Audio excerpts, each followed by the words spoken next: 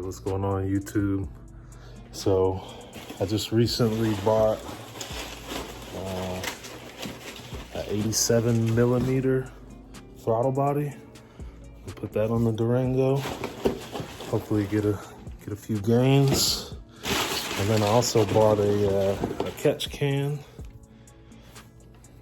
by J&L. I'm hoping that will help with the longevity of what I got going on. So I'm not gonna record me actually doing it, but I'll show you what it looks like before and show you what it looks like after.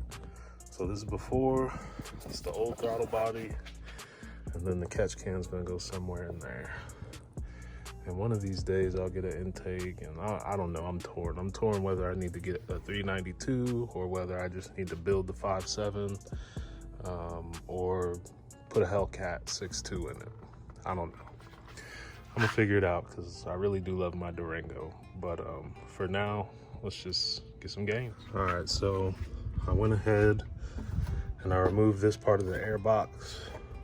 I just loosened up that clamp and that clamp. Then to get the throttle body off, it was 4 bolts for these using an 8 millimeter. So I also wanted to show you the difference here of these throttle bodies, and the one that I bought is a ported.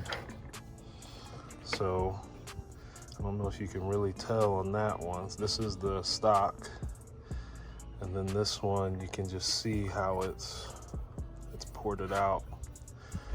You know, it should account for a little more airflow at a minimum. Here's what they look like side by side. I think it's a little difficult to capture on camera, but you can definitely tell from the front view how this one right here is just a little bit bigger. But I'm gonna put this one on, get this connector connected, put the 4 bolts, and then that'll be done. And I'm gonna start everything buttoned up.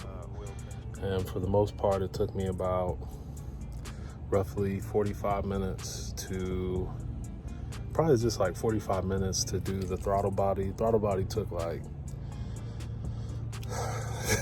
it took like 10 minutes to change out the throttle body. But the oil catch can, it took me a little bit longer. And then I got a phone call in the middle of it, and you know, but overall everything was like 45 minutes. So the most difficult part was probably loosening that alternator bolt right there to mount the catch cam bracket. It was just, I mean, it was like seized in there. And then with this, the hoses came longer than they needed to be, so I just trimmed them. So it wasn't so much hanging off of there. And then there you can see that's the new throttle body. And again, I don't exactly know my plans.